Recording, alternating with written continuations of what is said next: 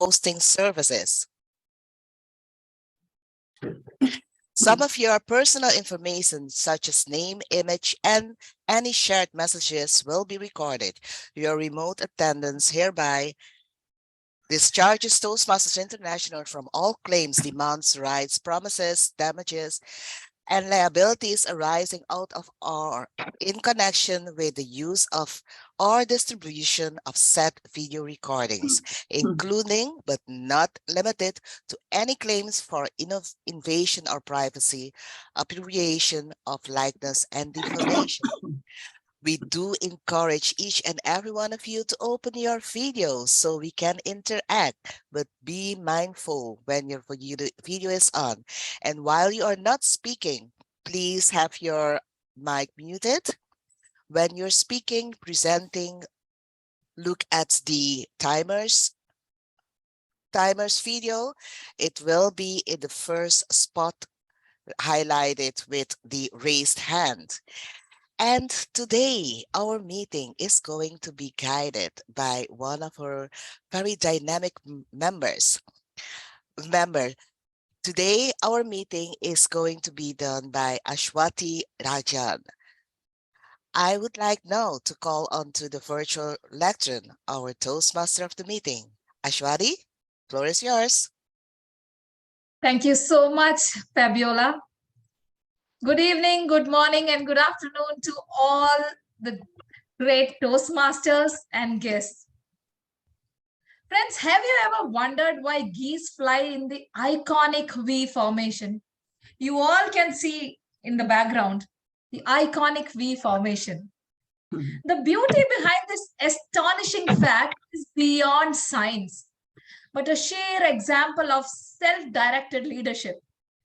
Self-directed leadership, it's a leadership development is the process by which an individual inspired by personal convictions and a purpose develops and then carries out a plan to improve his or her leadership skills and personal competencies. When an individual takes responsibility for their own learning, that's self-directed leadership. They decide what they need to learn, set their own learning goals, and choose which learning resources and strategies will work best for them. Above all, they create their learning plan and take charge of carrying it out. Exactly what we all are trying to do here in Leadership Speak. Self-directed leadership is very similar to lessons which I learned from the way geese fly. Being a zoologist, these beautiful birds always fascinated me. But what amazed me was their organization, teamwork, team management, and above all, self-directed leadership. A self-directed leader knows when and how to guide the team members by using and developing skills that will motivate their people to follow them. And that's exactly how these little geese organize their flight. So I am here today to share those interesting lessons with all of you. Before that, we have Sandra walks with us. She has just received the first snowfall in her region as she watches the flocks of Canadian geese form up for their flight to the south. So please welcome Sandra, who's going to lead us to a toast. Sandra, the virtual stage is all yours. Thank you very much. Have you seen Canadian geese? Like in the picture? They're right here. We're in a beautiful Bay of Quinte, down here on the water. And I want to let you know the rest of the story. The rest of the story is that when they are here, they make a mess. And then we have their beautiful little babies. And we watch those babies, and the babies have to learn. And so that we watch the babies go from totally dependent to I'm independent, and mother whacks them along, brings them along, and back they come until they come together to be interdependent and to be able to be part of that leadership V. That's what is behind. Now, when the geese are just on the ground, they're just like you and me. They run about here, they run about there, and they do their own thing. But when it's time to come together and work together, they know how to do that. So they congregate. Weather's getting a little cold. Yeah, I think I need to go south. And so they're very much like the snowbirds. They congregate, they relieve themselves and make great messes. And then once they get to that commitment, okay, it's time to plan to go south, they get their business all sorted out and they become very smart. They prepare to head south. Now, when we come to leadership speak here, even though we're advanced, we feel like, feels like we're just starting all over again. And so I totally feel that dependence. Then as I think, okay, Sandra, just do your own story. Do your own story here. Now I start to feel a little independent. But I know that Leadership Speak is going to help us all rise in victory, fly together, be in V, and learn the triumph, the victory and the triumph of the teamwork.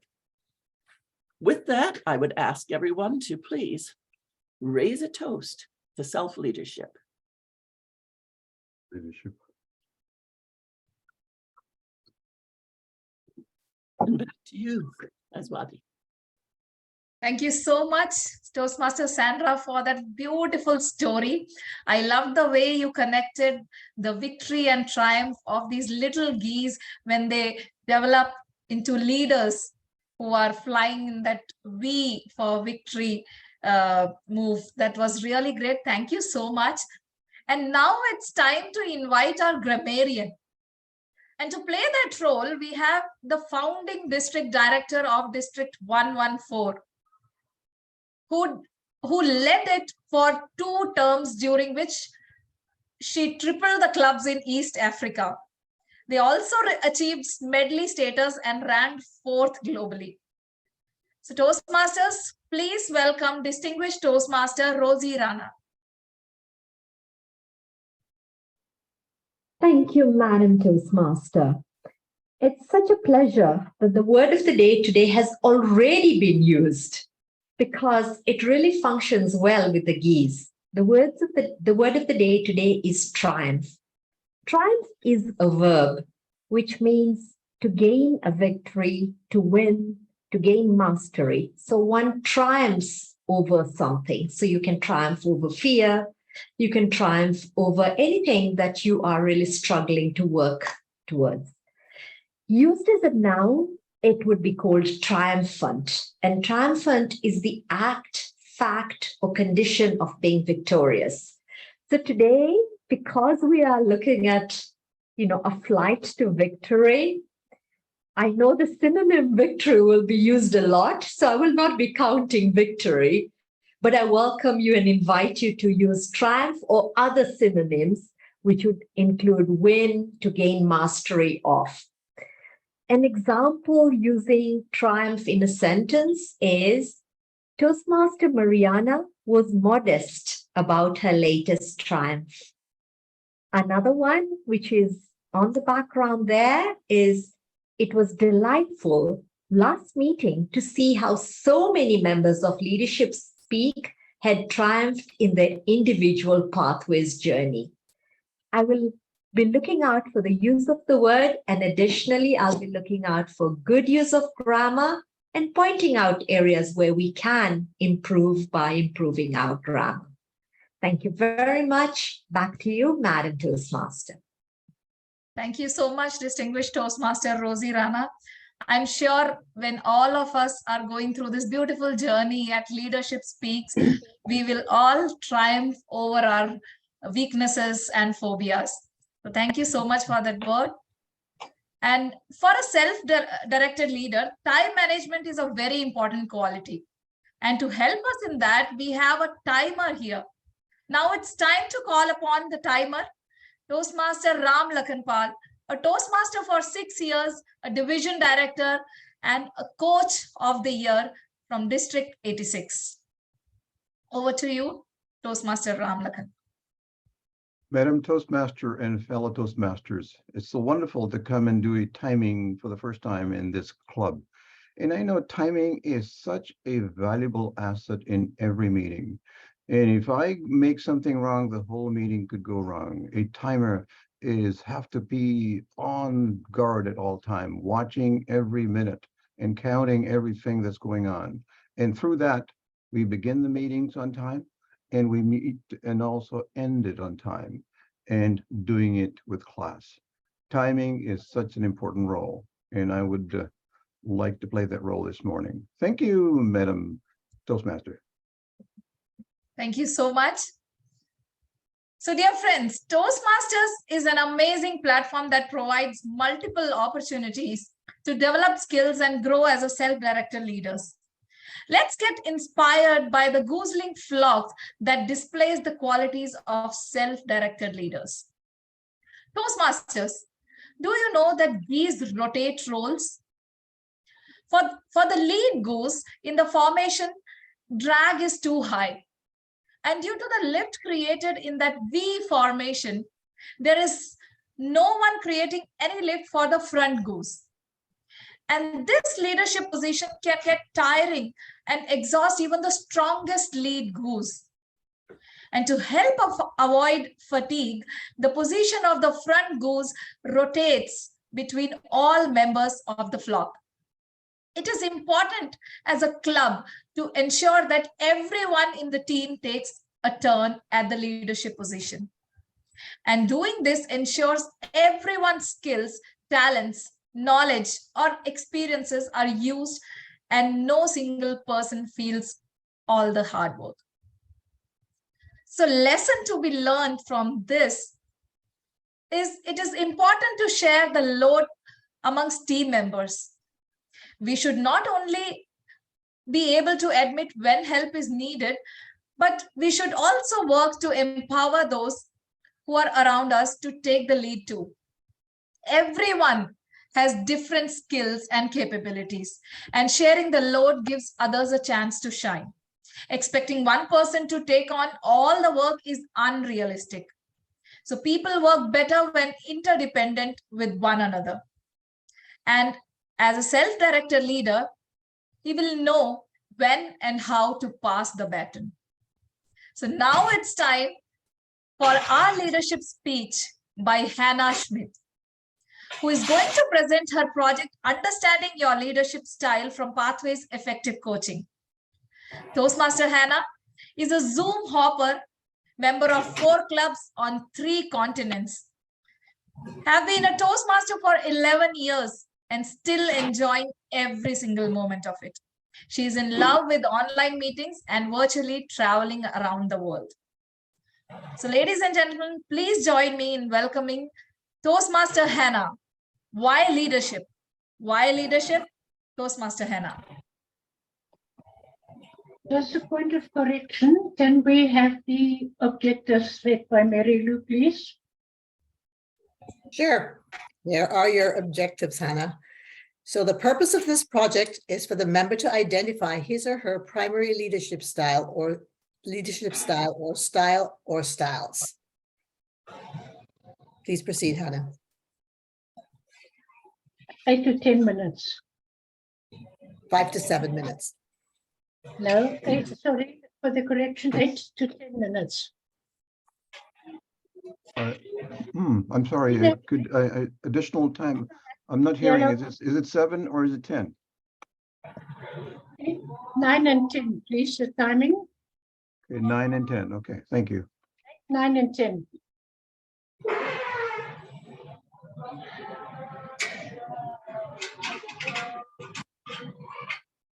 There's terrible background noise.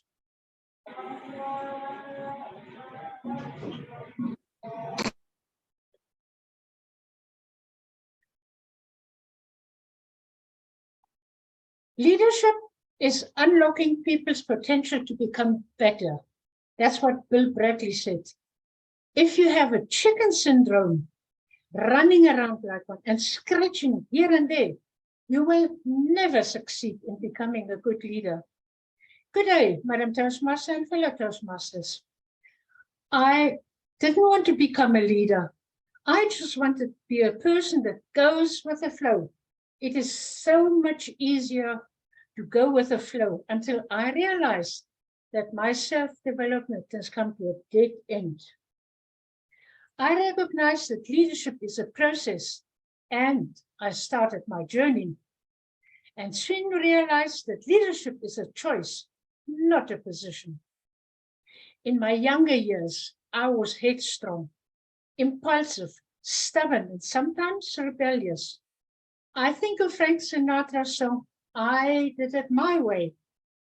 I mellowed as life progressed, though I still tried to have my own world. My daughter said the same for me. Mother, slow down to a panic when it didn't want to go my way. Joining Toastmasters has helped me tremendously in controlling my impulsiveness. Here I learned about the various styles of leadership and am elaborating on 3 of the styles of leadership that are not tailor-made for me. 1, the autocratic leader. Do as I say. This discourages creativity and it's very little input from the members. Members feel that they are managed and not led. I would have failed miserably as a leader. In the old days, it might have worked, but most definitely not in today's environment. But there's also an advantage to the autocratic leadership. This type of leadership style is only effective where the nature of the work requires quick, high-speed, instantaneous decision-making. Think of a time of crisis. Think of the fire brigade when there's a fire and the ambulance services.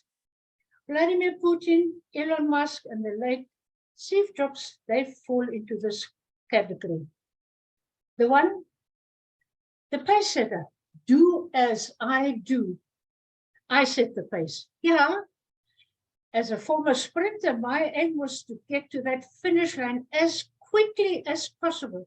The faster, the better. Be the first to break the tape. A pace setter has a strong desire to succeed and assumes that his members have the same level of motivation. But this type of approach can be terribly exhausting, with the members becoming stressed and overwhelmed. It leaves very little room for creativity and innovation. Pace setters rely on goal setting more than on praise. Pace setters are results-oriented. Get to this finish line as quickly as possible. Setting the bar too high for the members of Toastmasters and driving them to results can be far too commanding. Jack Welch, CEO of General Electric, falls into this category. The other one, the bureaucratic leader, strictly going by the book. Follow the rule. Here we find lots and lots and lots of red tape. A far too defined structure can hamper the progress of the member and may result in members losing interest and inhibit innovation. It constrains freedom of creativity, which can lead to resistance.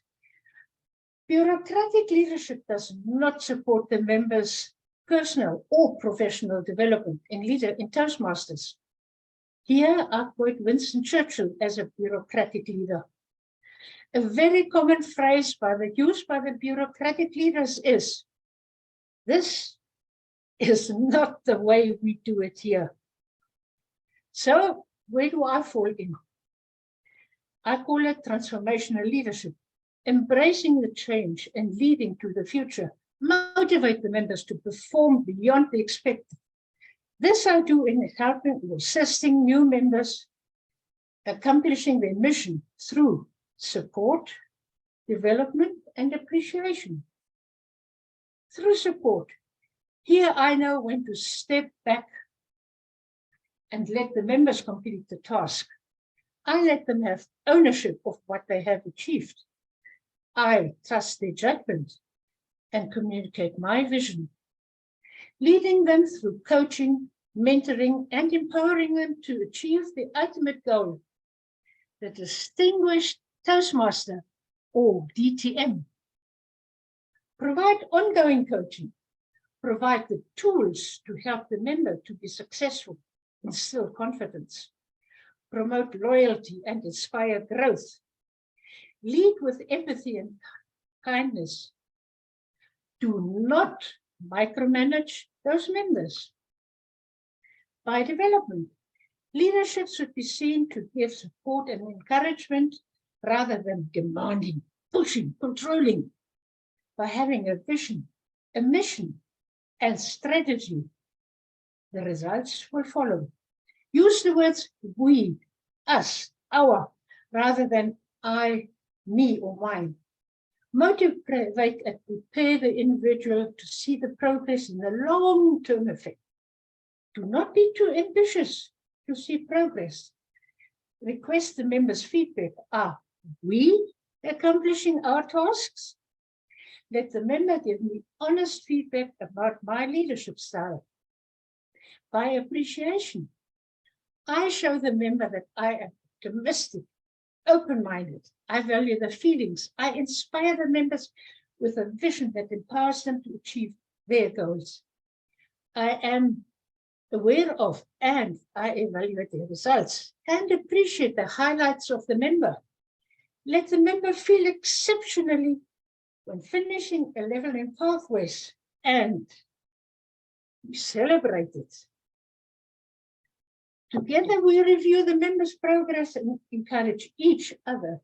Should the member and I get discouraged or disheartened, be honest and genuine leader. Take care of your mentee. Mentees and members can smell a fake leadership a mile away. With all the visitors and guests signing to become members of Toastmasters, I find such a big reservoir of talent that wants to be developed and fostered. As Vice President of Membership for various other clubs, I have found my way of leadership that will inspire the guests to join the club and sign on the dotted line. I pride myself as I have earned 5 membership sponsorship. Leadership is not being obsessed with the development of your mentees.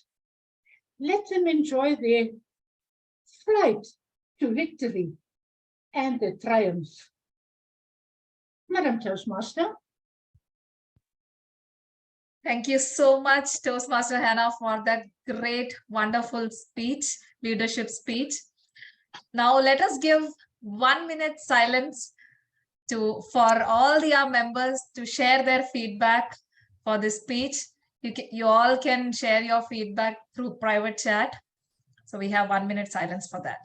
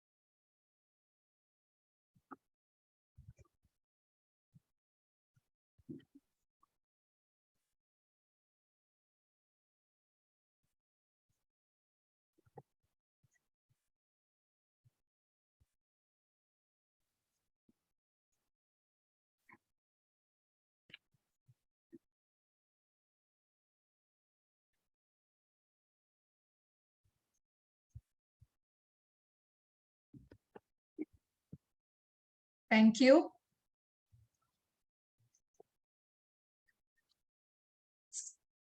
Another fact about these goose is that they leave no goose behind. They stand by their flock in good times and bad times. When a goose gets sick or wounded, two other geese drop out of the formation, that typical V formation, and then follow it down to help and protect it. They even stay with the goose until it dies or is able to fly again. Then they launch back up with another formation or catch up with their flock again. The lesson to be learned from this is stand by each other in difficult times. It's easy to always be part of winning teams, but when things get difficult and people are facing challenges, that is when your relevance as a leader comes to the fore. I strongly believe that self-directed leaders can work towards making their vision a reality, but not at the cost of team members. Just being able to motivate people isn't enough.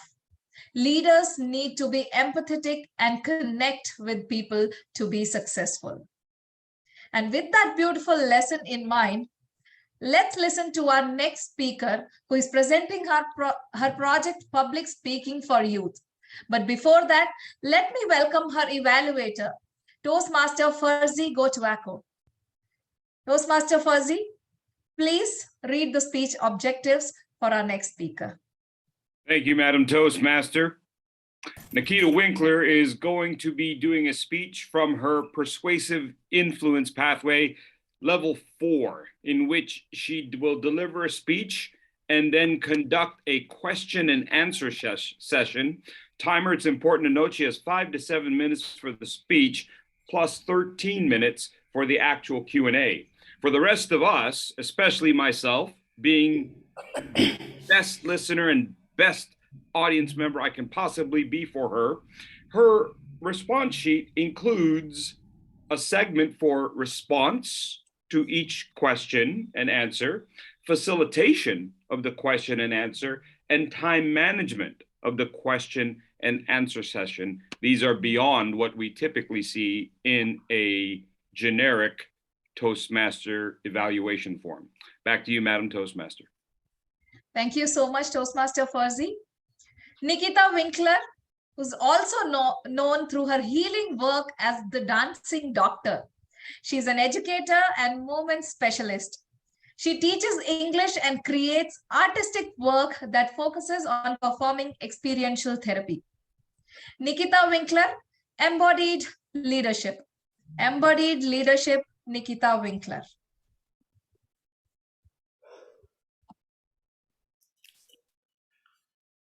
Not sure if I'm spotlighted.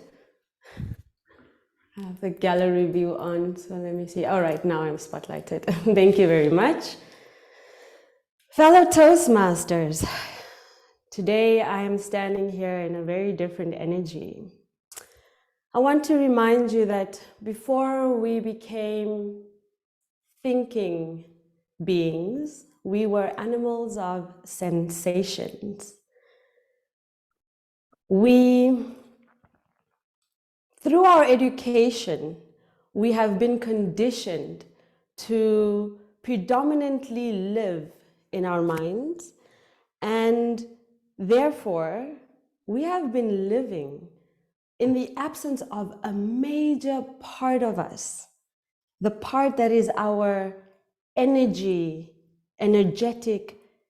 sensing and feeling being, that also has a repository of wisdom and a wealth of information that's coming billions of years.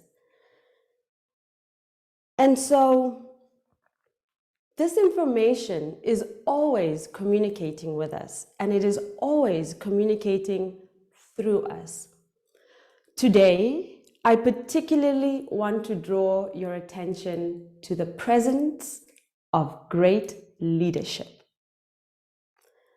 I wonder if any of you have ever experienced a great leader stepping into a space.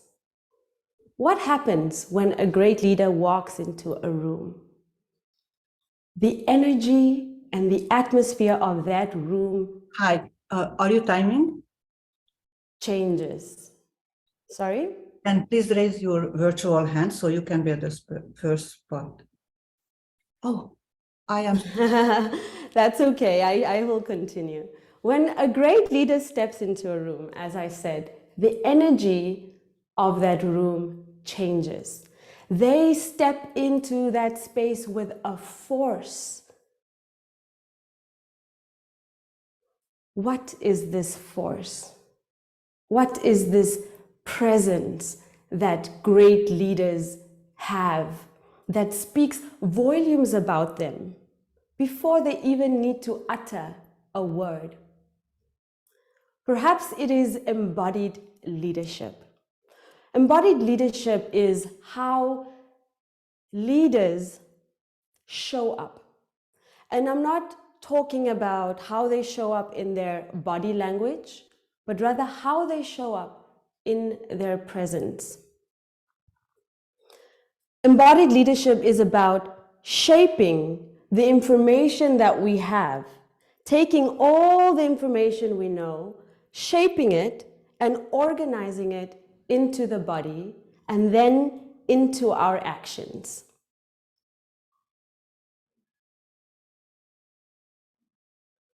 What happens when we take what we know and we communicate it through the body, through the physical, energetic being? It changes the way we show up. It changes the way that we connect with people. It changes the way we break those connections, and it changes the way we tell stories. We tell stories with a lot more impact. We connect with a lot more empathy. I want to share with you a very powerful line from a poem in Dr. Maya Angelou's, she has a poem called Our Grandmothers. And there's this line where she says, I come as one and I stand as 10,000. Now, Oprah Winfrey, in a speech that she gives after she receives a Hall of Fame award, is that she adds, I come as one and I stand as 10,000 to the 10th power. Wow, that is presence with a force. It signifies who we really are, not who we think we are, but who we are, that we really are greater than ourselves, greater than we think we are. When we start to move into the physical being, we expand our solution space. We expand our creativity. We deepen our connections.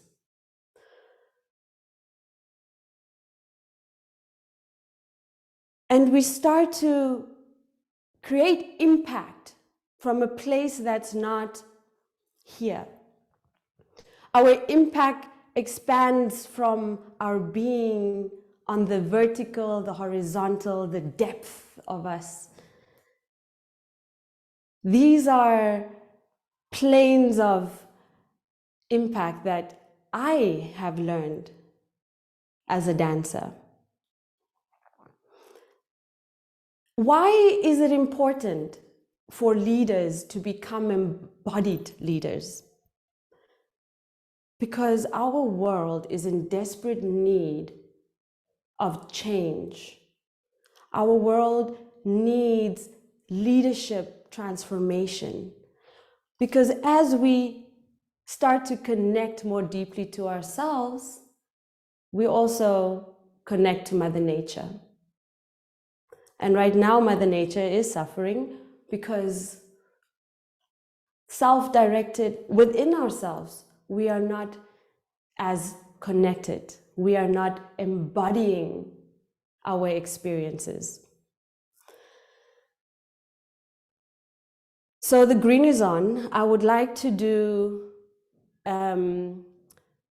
I'll see if I can do it quickly. Usually it takes a moment, but I would like you all to just sit up tall, straighten up your spine in your chair, or if you want to stand, I invite you to stand. And with your eyes open, to connect to your breath, because the breath is what helps us to channel into the physical being. And as you inhale, I want you to please place your palms on your abdomen, to feel the abdomen expanding, the expansion.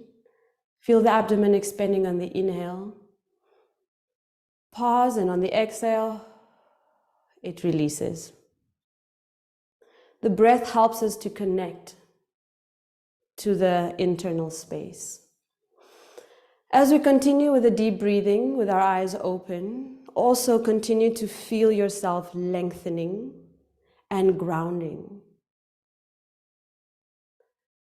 This opens ourselves up to give and to receive. And then I want you to start noticing the sides of you, the energy on your side. This energy is the energy, the plane through which we connect to others. And you can stretch your arms if you wish to, just to expand the space. Continue with your breathing. And then I want you to sense the energy in front of you as you rock forward, and the energy behind you as you rock backwards, forwards and backwards. A lot of the time we spend with the energy in front of us because all of our machines are in front of us. But the energy behind us is the force of those 10,000 that we stand with. Keep rocking gently forward and backwards, and slowly find a center.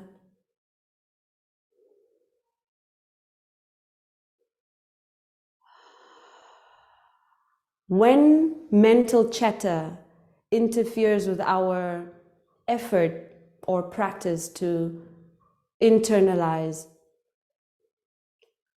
we become observers of what's happening without attaching and responding to any of the thoughts that we see passing. So this is a practice. Becoming an embodied leader is a practice. And you have all the tools that you need. Your magical hands, the wisdom of the body,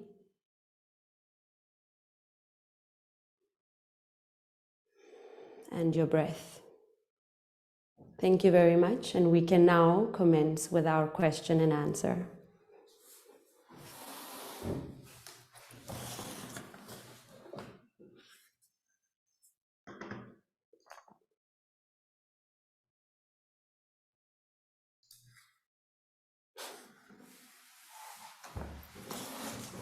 So I would like to, if anyone wants to ask a question about body, about meditation, my leadership experience is through my experience as a dancer, a dance teacher, so I would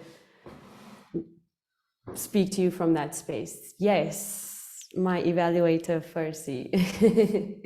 Toastmaster Winkler, can you tell us if the cultures that we belong to or share with, do those affect our knowledge of ourselves and how we view ourselves and our planes? Definitely, because our cultures have conditioned us as well. They are the lenses through which we see the world. They are the lenses through which we interpret, understand, communicate. But the thing is that the body is not, the body is, is something through which we can connect beyond the lens.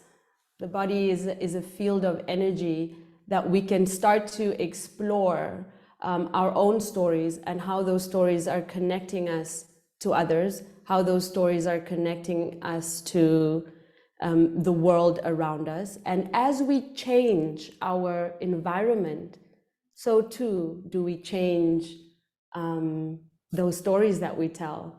So yes, our cultures definitely affect our experiences, and it can change. When you change your environment, that changes. Thank you.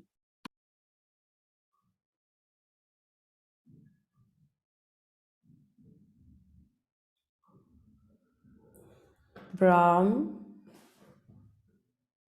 Hello, good morning. good afternoon. Buona tarda.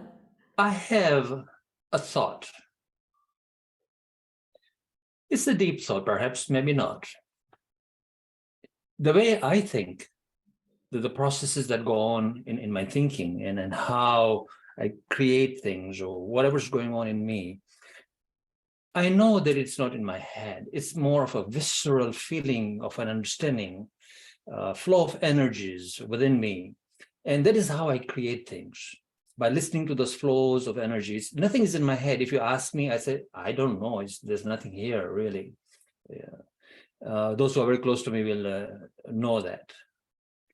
And that gives me a chance, perhaps, to be present at times. Sometimes I go in my head, I'm not present.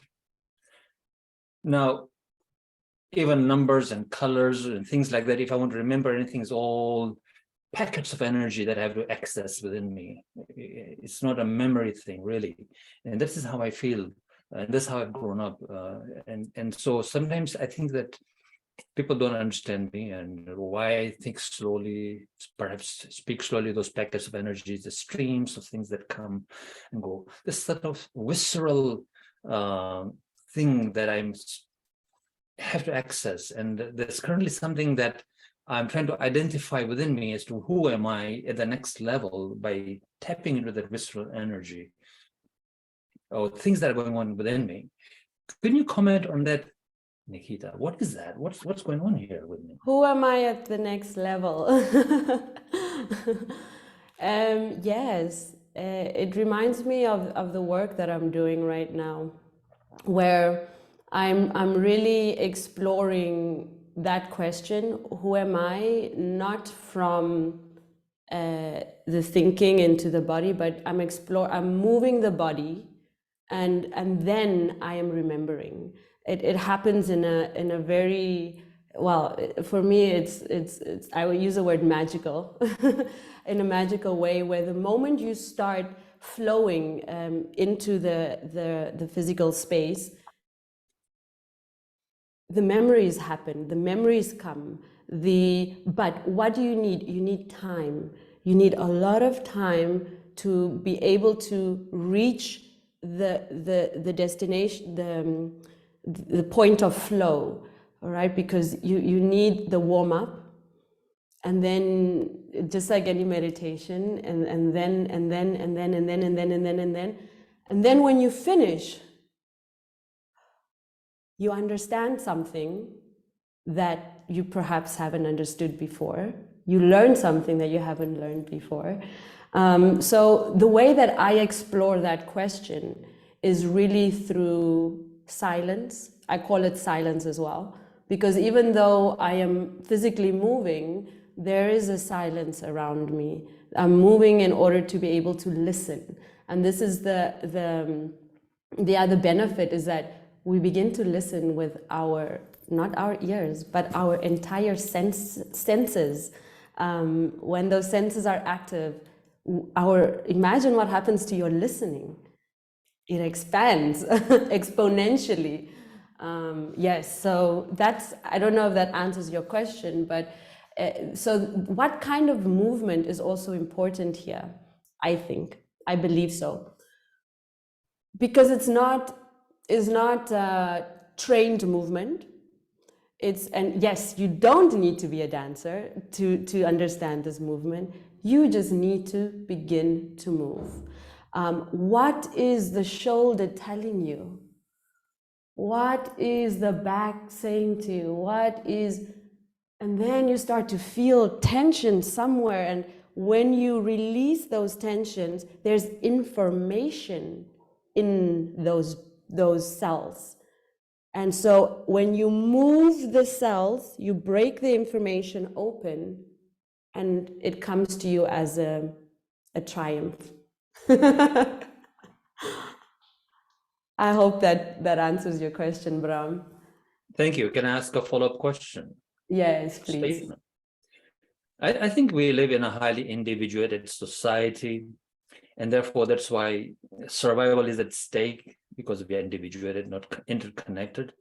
And so we are always in our head, I believe.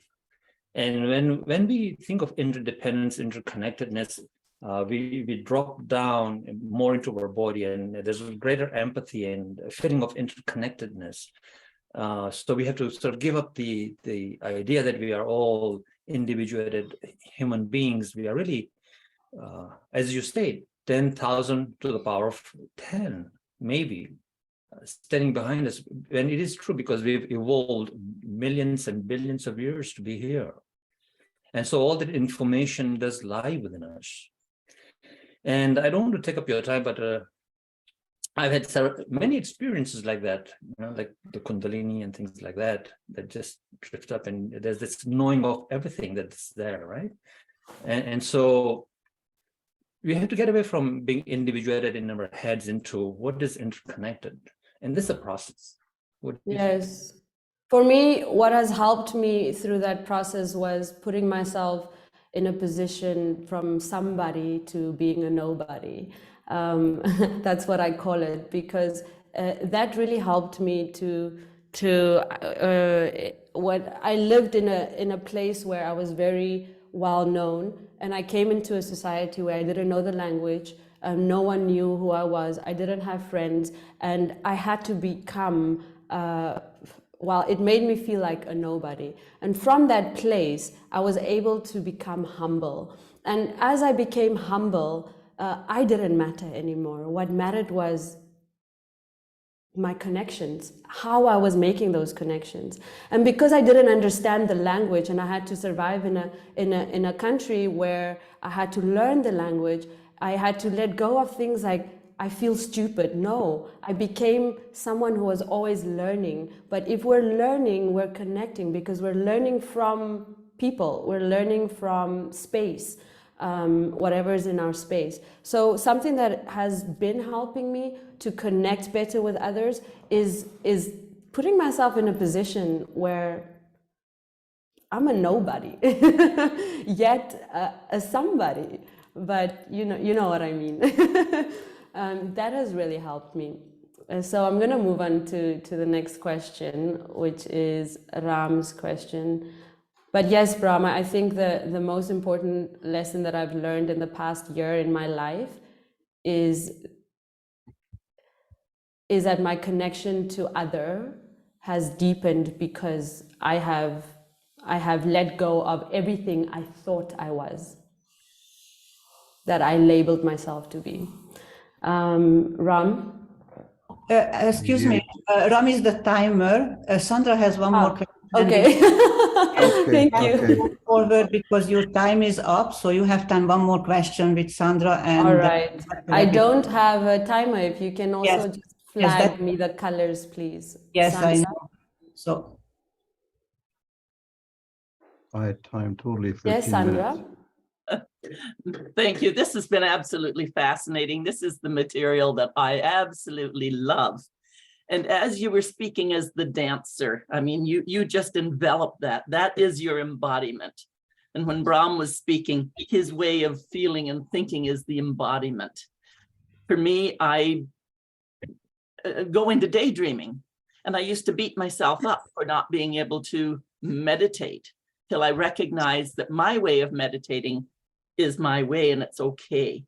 So thank you very much, because you started with the dancing, and then you brought in Brahms, kind of. We don't all have to be dancers. how do you help people who are not necessarily dancers with a lot of movement also recognize that however they find their peace and depth, that's their style? Like there's more than two styles. How do you serve everyone?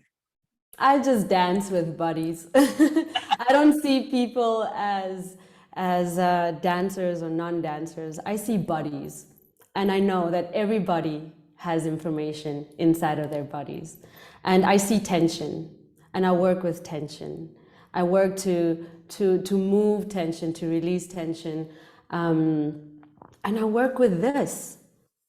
And I teach people how to work with this. 10 fingers, magical. These things can do everything. If you have an abled body, I give myself massages, full body massages with my fingers. And I always tell people, you can do it better than a masseuse. Why? Because you're the only person who really feels where you need more attention. You know where your pain bodies are. You know when it's releasing. You know, you're the only one having that experience. And I think more often our excuse is time, right? and so my way to help people, to teach them how to use time effectively is we all take showers and we all get out of the shower and put lotion on our bodies. Well, not everybody, but if you put lotion on your body, it's a great opportunity to give yourself a little bit of a massage and to breathe as you're doing it through your, and it's just a way to get to know yourself. Because even as leaders, when we step into a space, how do we know if we're being influenced by our emotional space, or if others are influencing our emotional space? Knowing the difference between me and you really need to know who you are.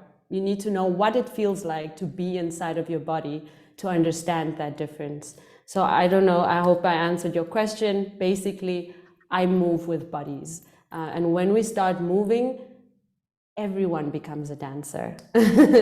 Everyone becomes. Beautiful. Thank you so much.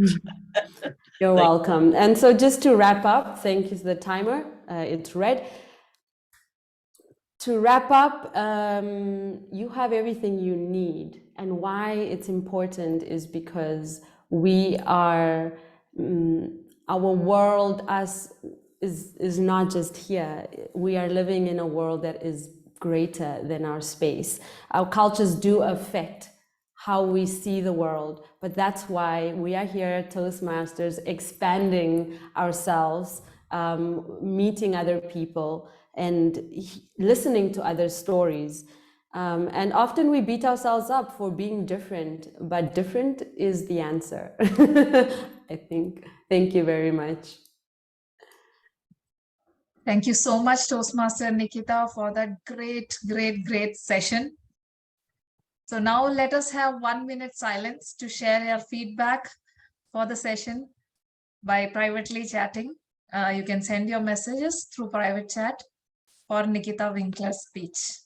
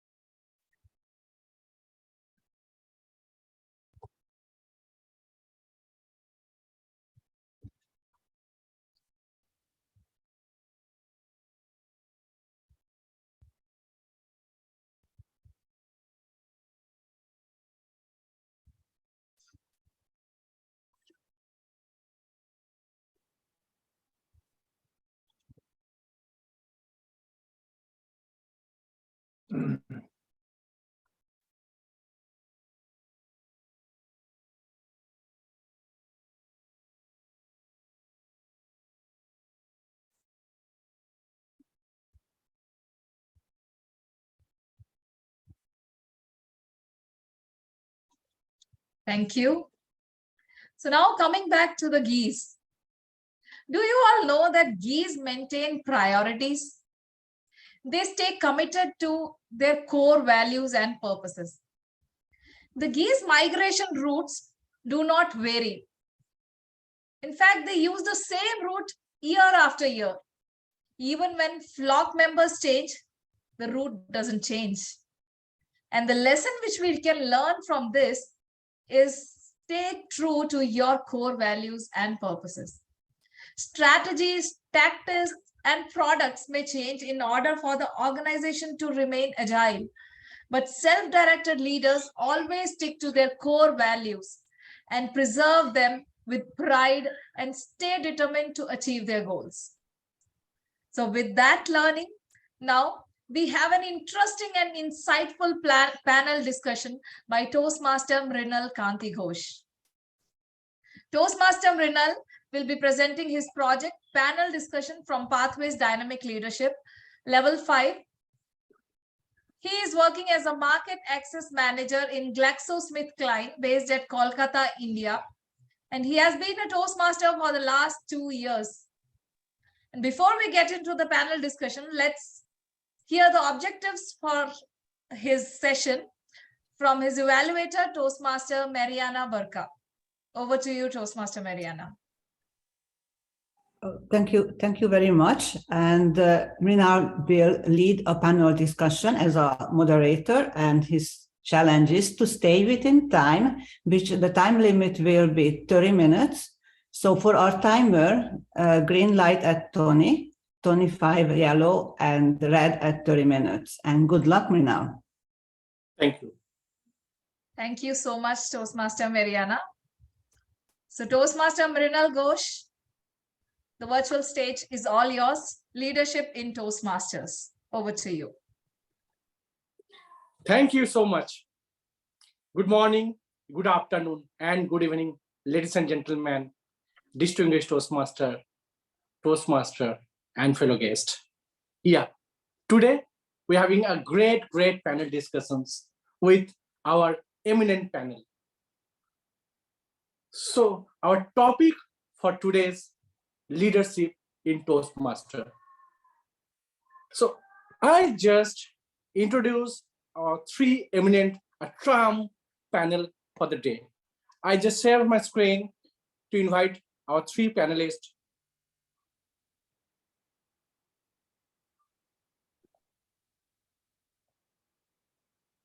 My screen is visible?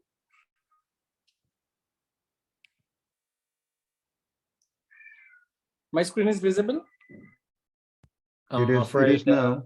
we see something being shared, but not what's on. It's blurred. Now it's okay? No. No, it is No, it is blurred. not. We don't see it. Toastmaster Mrinal, I'll share the screen. You can just remove, Okay, but stop the share. So that will be better, I think. Yeah, sure.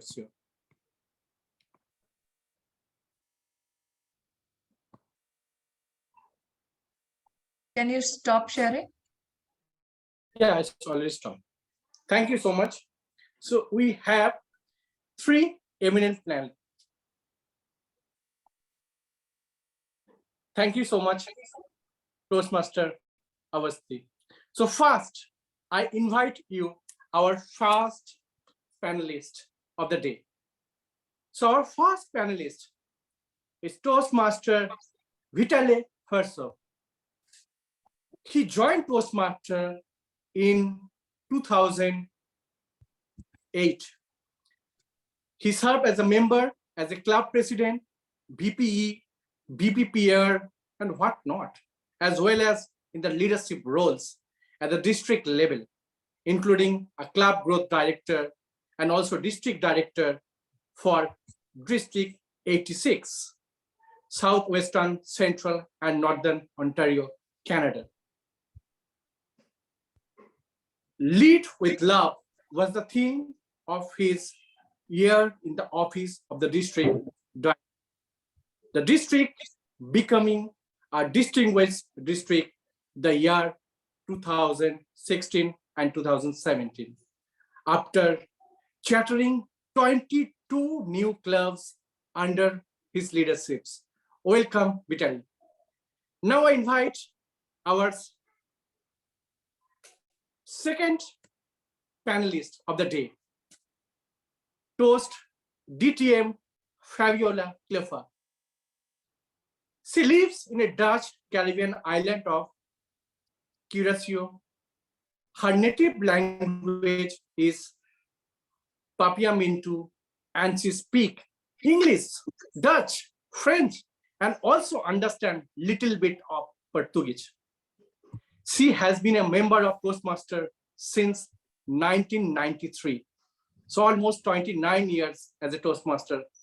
She already worked her on the way to 4 times of DTM.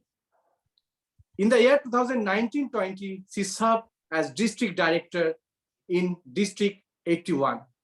She is also currently member of various clubs under his home district and also District 86. Taking on her pension in 2020 after a long career in banking industry, she launched herself as a freelance translator, anticipating combining this with her other passion, which is traveling. So welcome, Fabiola. Now I welcome our third panelist. Third panelist is very interesting. You can see from her picture, she joined Toastmaster a long time ago. During her journey, she has shared many laughs with members while being on a club, area, division, or executive. She enjoys mentoring, meeting new people, and leadership role. Her preference is phone calls, and I enjoy joking around.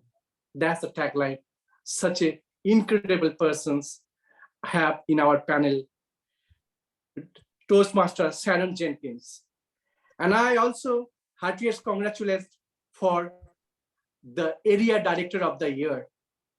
Heartiest congratulations. Thank you so much for the panelists. Now I'm coming to Vitaly. You achieved a great milestone. I just want to know why you joined Toastmaster.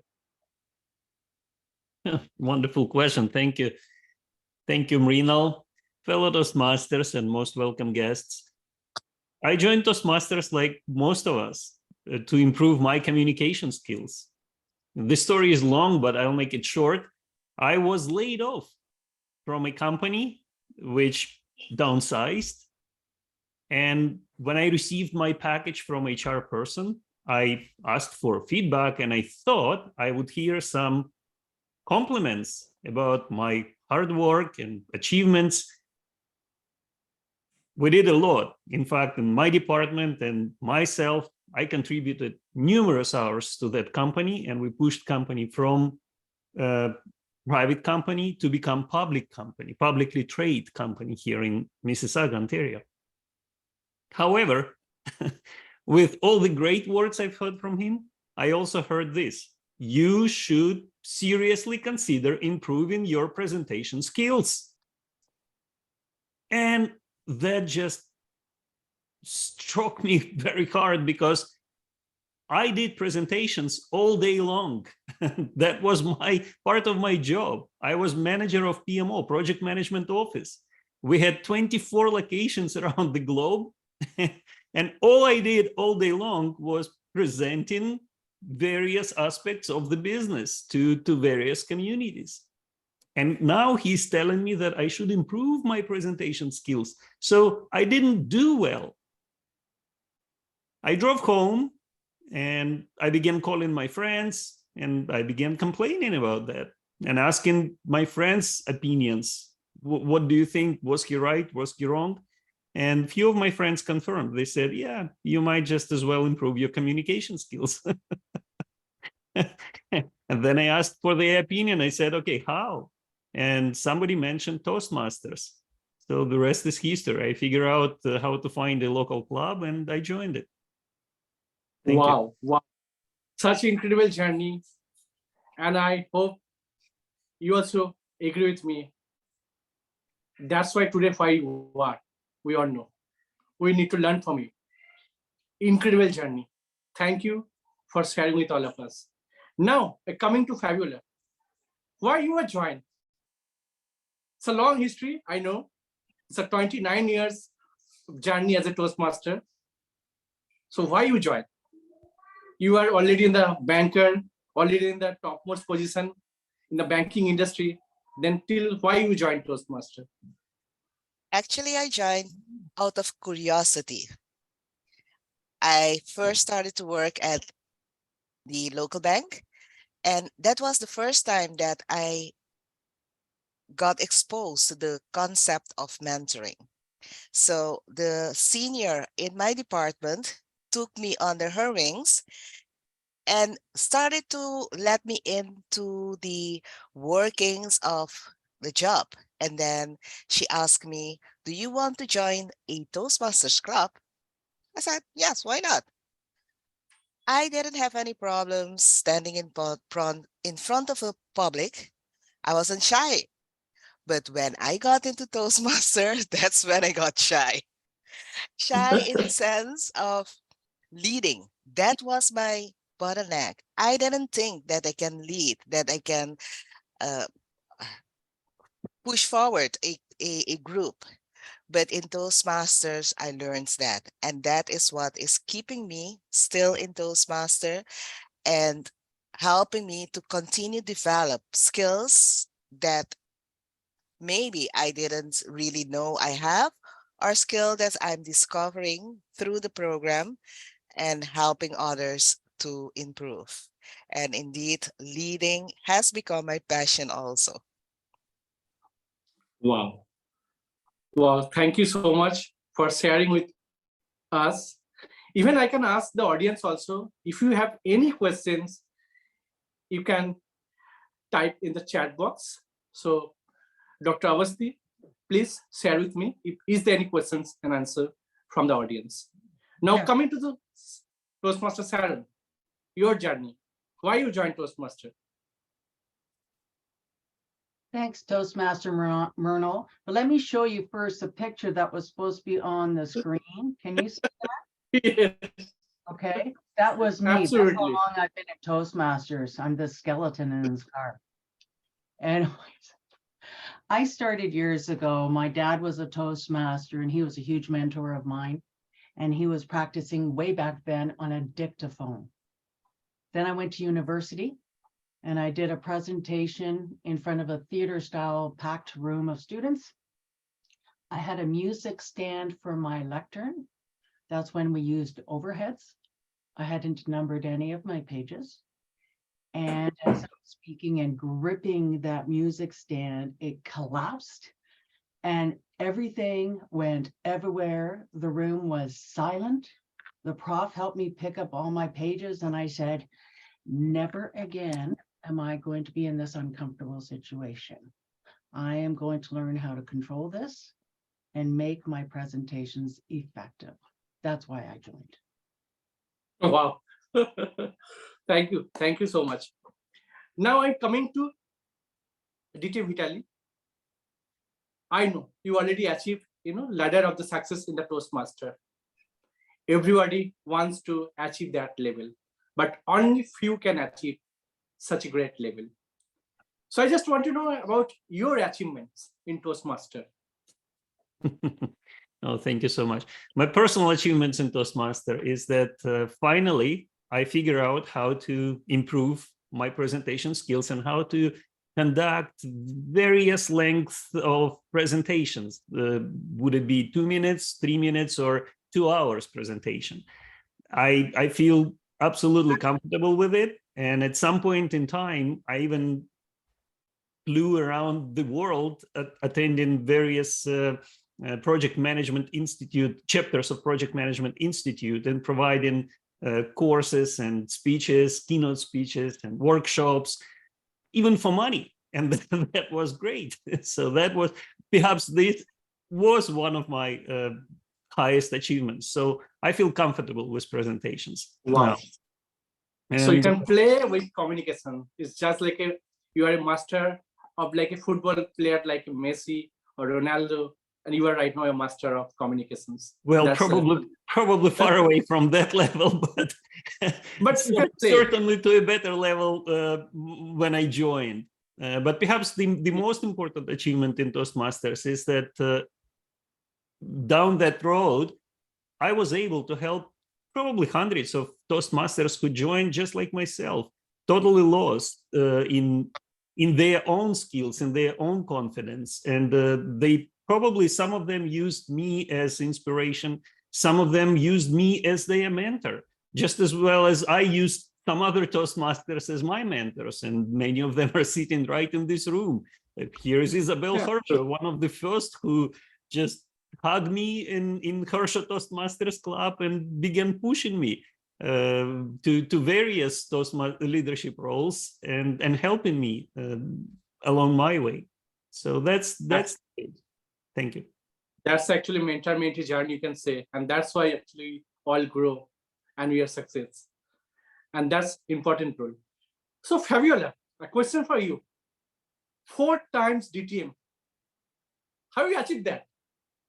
We are waiting for only one time as a DTM, but you already achieved 4 times. How you do that? I What remember. inspired? I just love the educational program of Toastmasters International. When I first joined, I did my competent communicator in less than a year. But then after that, I started to work on leadership. I readily became part of the executive. In 3 years' time, I moved from vice president membership, education, and then president in 3rd year, being in Toastmaster. When I was vice president education, it was a new club, fairly new. So I started to dive into the program. And I learned there was so many things that you can do in Toastmasters, not only giving speeches. So I would take the training modules, I would present and helping others. So all the additional requirements that you should get throughout, those were done effortlessly because I loved the system and I loved trying new things and helping others. So by the time that I think it was in my 4th year or 5th year, I realized I have ticked off a lot of, by then you had the competent leader manual. So I finished that one, and then I started to do my speeches also. And the speeches that I did were those advanced speeches where you have to do bigger and larger speeches. And that has helped me that when just doing the program, I realized I ticked off most of the requirements. Then I got my first DTM, my high performance leadership, which a lot of people, they tend not to take that on. I did that 3 times before even filing for my first DTM, but I have learned so much.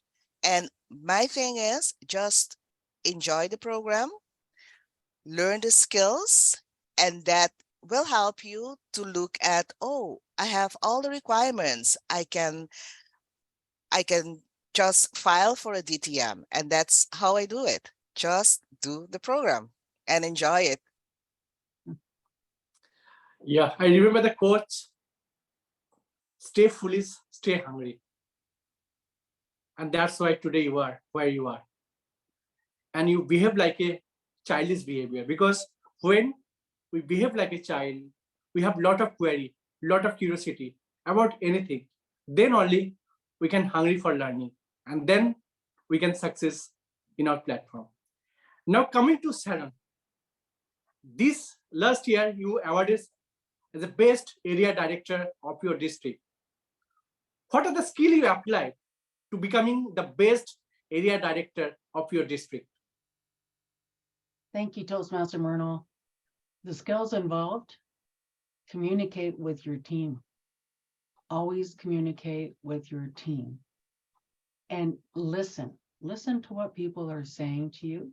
where they need help, offer it as quickly as possible. If you don't know the answer, there's many times I asked people in the district or at international for help and responded as quickly as I could. That's really important. We followed the club success plan and the DCP program to make sure, because DCP before I always thought, oh, it's just a bunch of numbers, like why? But when you realize that a club is more successful when they follow it, it gives you structure and it allows you to grow and recognize your members. And my team was fabulous in following up. We had regular meetings and we shared a lot of ideas. We traded judges, officers from different clubs so that we got to know each other better. And it was a fabulous year. I'm a telephone person. That's my first way of communicating because I like to hear the voice. Sometimes when it's on paper, you don't get the full feeling of what's coming through. Now, when people are far away, we can Zoom. So you get the same effect as a phone call. That's my preference. And it worked really well last year with the encouragement from everyone. And it's a team job, not one person. I wasn't aiming to be that at all. I wasn't even looking at it. It was my division director who said, Sharon, you qualify. I said, I don't. He said, and I kept saying, I don't. I'm like, no. And it wasn't, I'm glad I got the recognition, don't get me wrong, but I did it from here. It's from here you do it. And the rewards, if they come, great. If not, you know that you've done the best you can, and that's what's important. Toastmaster Mrinal. Thank you. Thank you so much. We learned very important key parameter to becoming a successful area director. Absolutely. As a leader, you should connect with your team. And your team behave like a family members. So personal, professional bonding, because you always create a funny environment in your personal life as well as professional life. I think today this is one of the most important component as a leader. So that's why we find lot of gap in the leadership. There's one even study, actually I go through that, Harvard Business School, where published till now across the globe, almost 70% leader, I'm talking about CEO, MD level, they follow the bossism culture. Only 30%, they are well connected with their teams. They listen advice from their team and they work together. And that's why very few leaders are success in the globally. Thank you so much for your amazing story, sharing with us. Now coming to detail vital.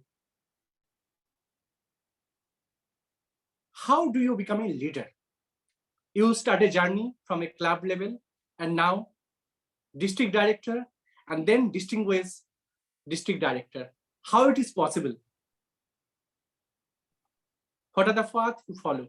Yeah, first of all, let me also make that correction which Sharon made already. There is no such thing as distinguished district director. There is a distinguished district, and you just happen to be a person who received that triumph and recognition on behalf of your district. That's it. So how you become a leader, first part of your question. Probably at the time when you recognize the opportunity and you recognize that, well, if not you, then who? And that's the time when you become a leader. And it is not necessarily that you are taking ownership of a group or you're taking ownership of the organization. The very first step in leadership is taking ownership of yourself, your needs. And once you solve even a minor problem for yourself, that's the time that actually creates the opportunity for you to help others. So then you start recognizing that somebody else is struggling with quite similar problem and you can help. And then you start leading one person at a time. And then you look around and you see a group around you, and then that group becomes larger and larger. And good luck to you if you can actually write your knowledge down and maybe publish a book or make a workshop out of it and offer it to the world. So that would be amazing. But the leadership starts from yourself, I think. So I'm coming to Fabiola.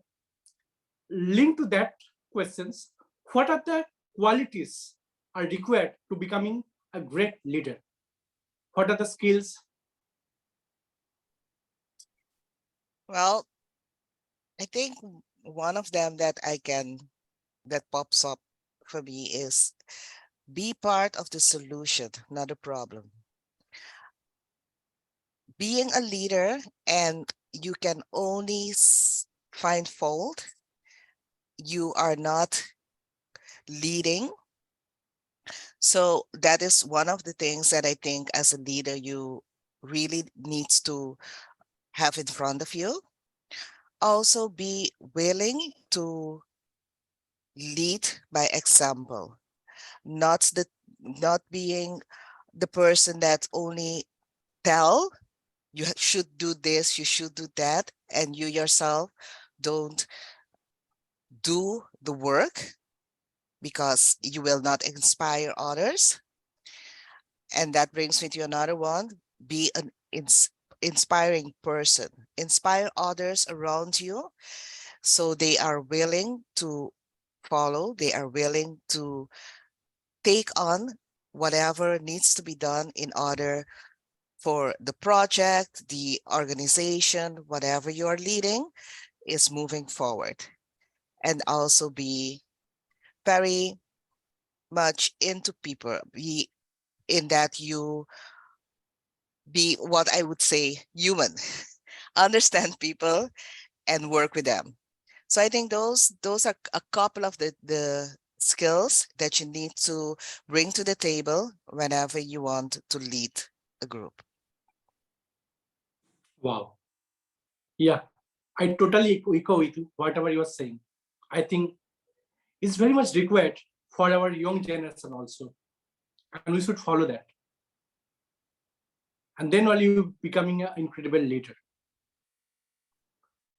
And today era, you require servant leader rather than bossy leader. And that are the skill I think you should develop to becoming a servant leader. And you create, because we know that in the world, Steve Jobs, nobody forget even 100 years after also, because of their leadership skill. And that skill we need to develop as a leader. Now coming to Toastmaster Sarah, how you select your team to becoming a leader? Can you repeat that, Mrinal, please? Or what are the skill you are developed to becoming a better version of yourself or your club members? You know, there's one portion of being a leader that I don't think's been mentioned yet, and it's invaluable to me. It's the people that mentor you. It's the people you reach out to for help. There is tons of really experienced Toastmasters in all areas, and it's up to us to reach out to them, or if they're in your club, they are there to guide you. And all you have to do is listen. Listen to what they say, discuss it so you understand it, and explain how you want to do it. And does that fit? Will that help? Once you have that team dedicated and working with you for you to become a better leader, then you can share that with your club and beyond. I've been a Toastmaster for tons of years, but for many of those, I was in one club only, and I never volunteered outside the club because it was like, well, we're the best club, so why would you want to do anything else? How misguided that was. Absolutely. And I was ready to actually quit. I thought I've had enough. And I was very fortunate to have Dennis Bartel ask me to do something where it was a youth leadership or something. It was something thinking outside the box, and it piqued my interest. because it challenged me in a different way than I had been challenged. And that's what brought me back my love for Toastmasters and helped me develop further. I have a lot of fantastic people that guide me. And then I can present it because I'm more informed, more comfortable with what's going on. They can explain things to me that I don't understand. That's what helps you become a better leader. Lean on the past. Just like our speaker tonight said, there's thousands of people behind us. There are thousands of people in Toastmasters that are there to help and guide us. So it is our mistake when we don't use them. Use them and you will become a better leader too. Toastmasters. Absolutely, absolutely. Yeah, sure. So last questions for all of you. I think that is a very critical questions as a leader of Toastmaster. How do you encourage youth for Toastmaster? Anyone can go ahead. Say the question again, Mrinal. How you encourage youth to join Toastmaster? Can I answer that? Oh, sorry. Yeah, sure. Go ahead, Fabiola. Well, as I mentioned, I have been looking at what Toastmaster can offer for the youth. And since the beginning, I have been running the youth leadership program, and it is a joy to help youth because they are the ones that will become the future leaders. Working at the bank that I was working, I have run the youth leadership program for about three seasons during the summer vacation in our country, and tons of because our employee base is about 800.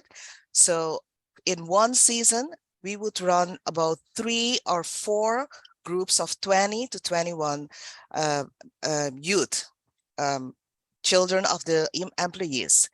And with that is one of the things, my passion to help the youth.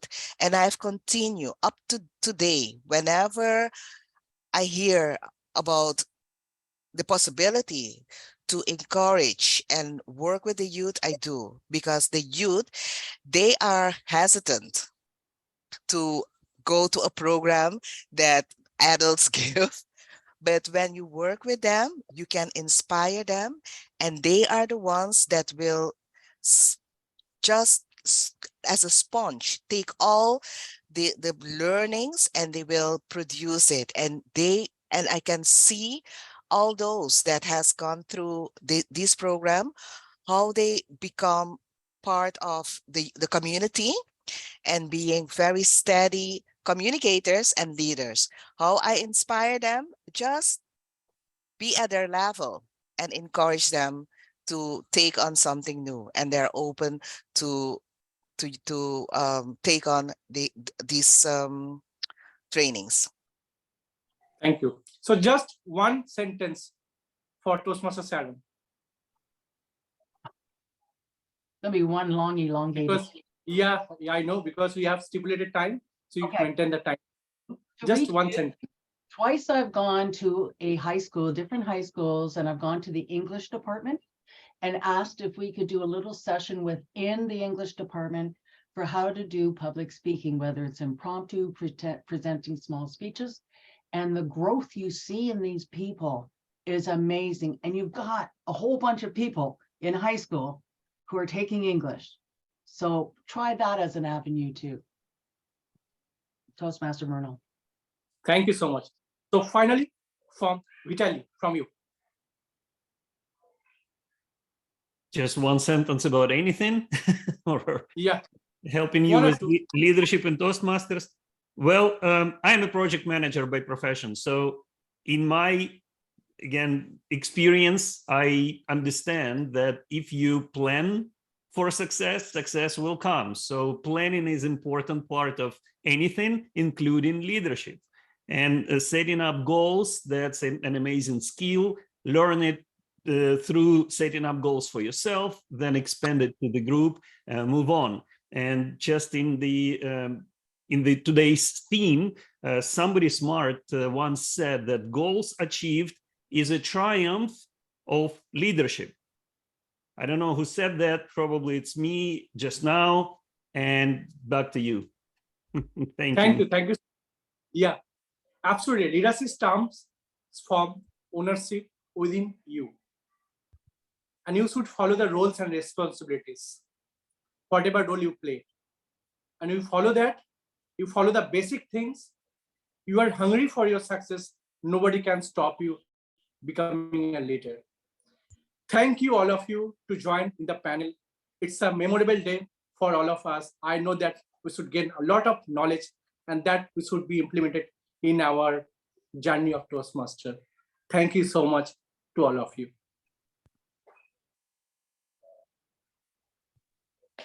Thank you so much, Toastmaster Mrinal, for giving us this amazing, insightful, and inspiring panel discussion. I'm sure that all of you will agree that we have seen a bigger picture of leaders in leadership in Toastmasters.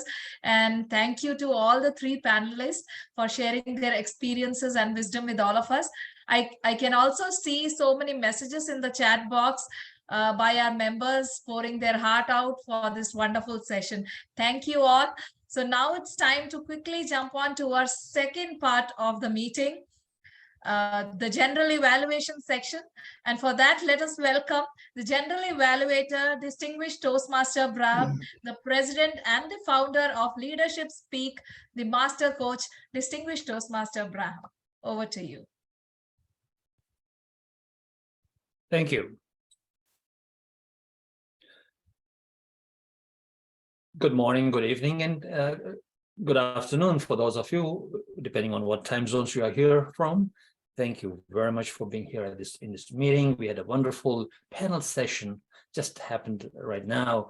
Plus, the other two speeches as well that we had were all about leadership. So today, everything was totally focused on leadership.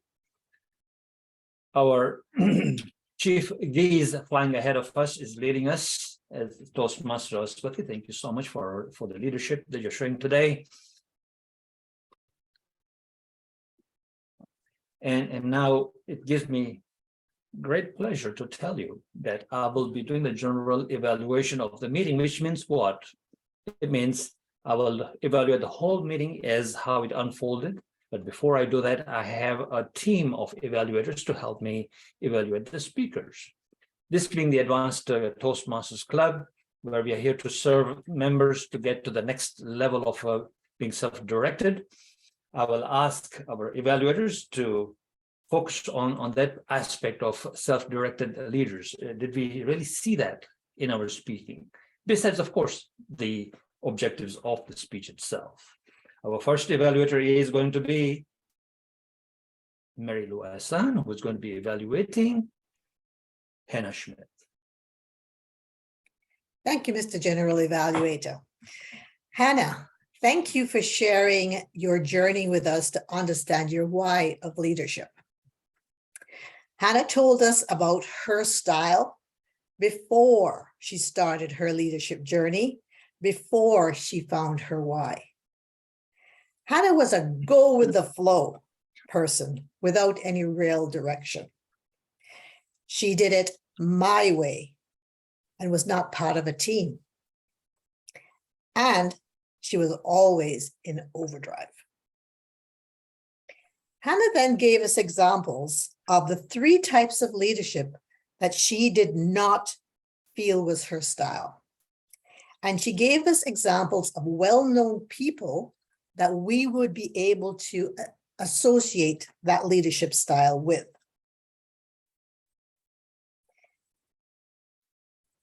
If Hannah wasn't an autocratic, bureaucratic pace setter, what type of leadership did she have? Hannah told us she was a transformational leader, and she mentioned 3 traits. This, unfortunately, was where it became less clear to me. Hannah started off with the support trait, and then she proceeded to walk us through significant numbers of examples but I didn't follow when she moved on to number 2 and number 3. I would suggest that Hannah also consider her use of her hands. Because she had the clicker in it, they tended to be like fists. So you may want to consider how you actually hold your hands when you have the clicker in it. You did use good examples of the toast, but when you try to show us your pin, because it becomes a little bit funny when we have to do it on the online, you have to practice that a little bit more.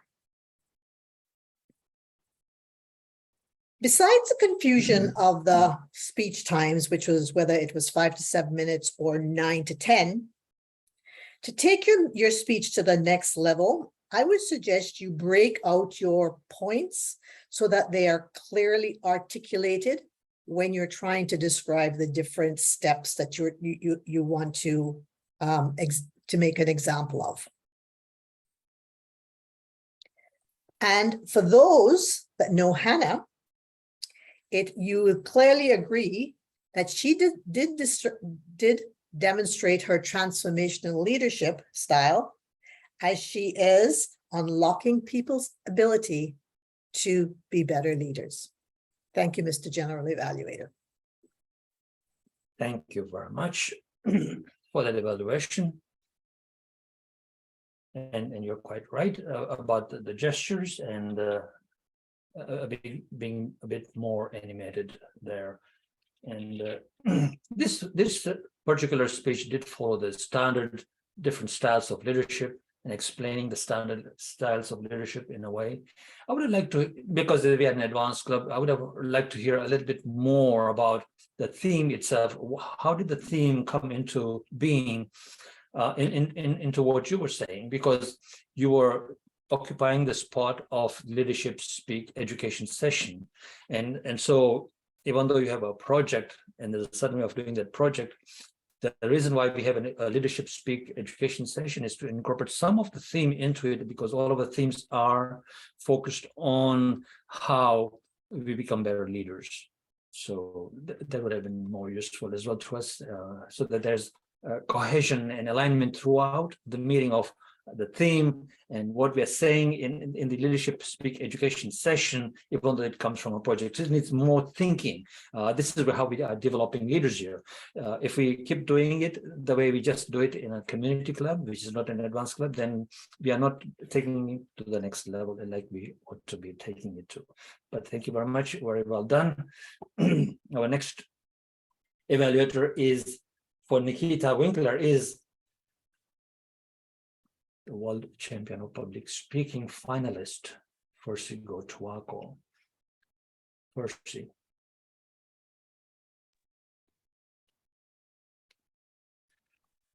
Thank you, Mr. General Evaluator. Thank you, Nikhita Winkler. And thank you to everyone in our present audience, fellow Toastmasters, for participating in this project. By being here, by listening, by asking questions, we are helping her grow and move forward. Nikhita, there's a couple of things that I want to focus on tonight. One is your great instincts as a dancer. I want you to keep building on those because they will help you. I think it's important not to think of these skills as skills that we don't have and talent that we don't have and that we're gaining all these things.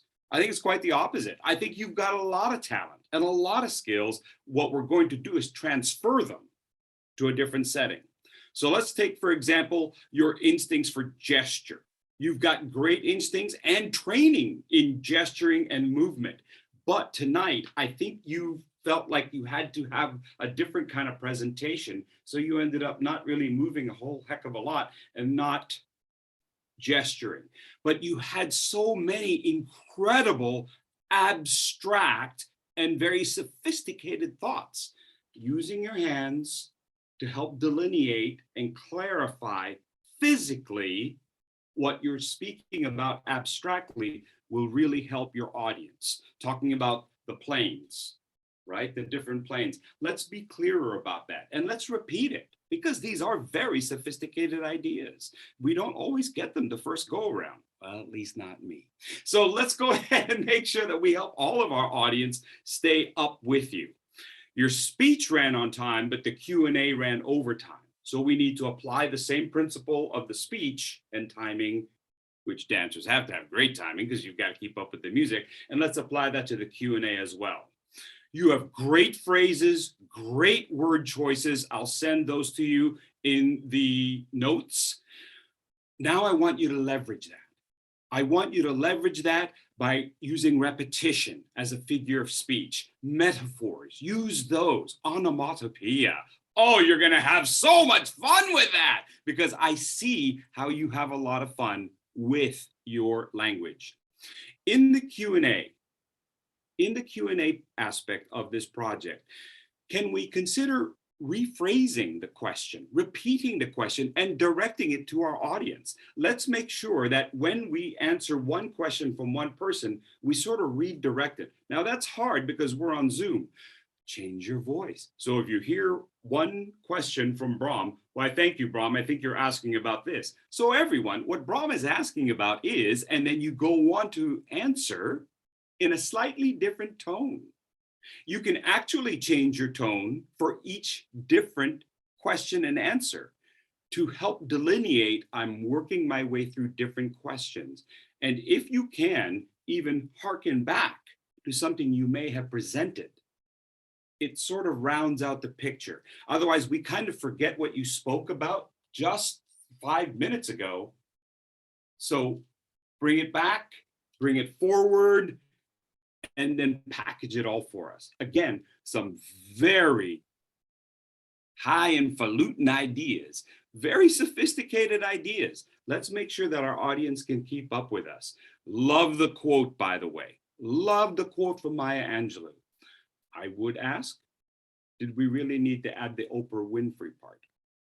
The reason why I bring that up is because the Maya Angelou part was so powerful, but when it gets repeated, even though we're extrapolating a higher number, I'm not sure that it really worked because it doubled the image. One image, very sharp and clear. Two images, and we're kind of not sure where to go with that. Do we quote the first one or do we quote the second one? Does that make sense? So it's those little things that can help you clarify for your audience exactly where we're trying to take them. I loved the concepts that you brought forward. I loved how you challenged yourself. I love how you challenged us. You respected us with that. Now, go back to make sure that you're building on what you already know. Don't feel like you have to reinvent yourself completely. Maybe readapt what you do. Readapt who you are and your skills, and then make sure that they adapt to the next one. One of the big things that you did that was really great, you reached out to me ahead of time.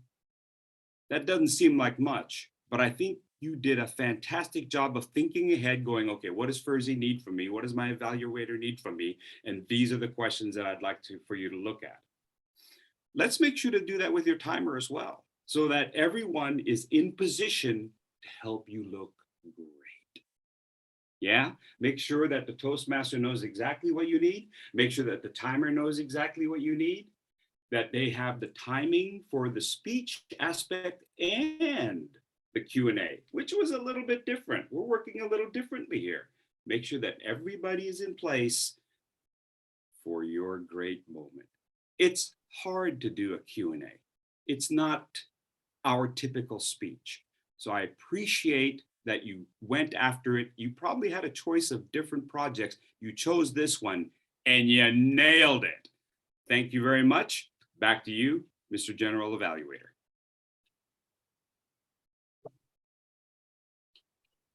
Thank you, Farshi, for that evaluation. And what I would have really liked to also hear in that evaluation is, how did it affect you, this particular speech, in terms of, did you learn something? Did you want to ask any more questions? Did it answer any questions for you? Or was it should something else have been added to the speech to make it more clear to the audience? Because most of the audience live up here, and I know it because I work in corporate environments, and yet I also have this different visceral feeling of there's something different, and I have to listen to my gut and extract information. It takes a lot of silence, and I spend a lot of time in silence and creativity.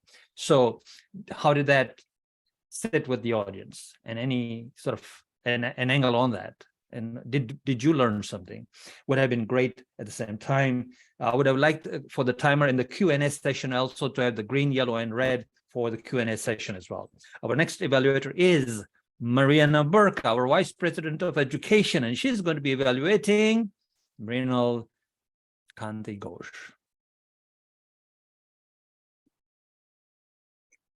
Thank you very much, Mr. G. And congratulations, Mrinal. You are triumphed your presentation. You ran a wonderful meeting, panel discussion. You are a great moderator. First of all, you had a perfect Zoom presence, and that is always important, and I'm a strict stickler for it. But especially when you are running a moderation, the panel discussion, that you have to show everyone that you're taking your job, your role seriously. And you had a perfect, you dressed appropriately, your background is great, so is your lighting. That said, I would appreciate a bit more light on your face, but all in all, it is a very good. You introduce your panelists very thoroughly and let them introduce themselves in their own way as well.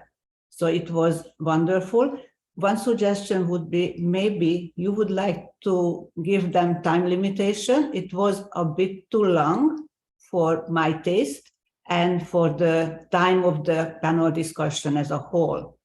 But it was interesting. And then you are mix the questions and ask them questions.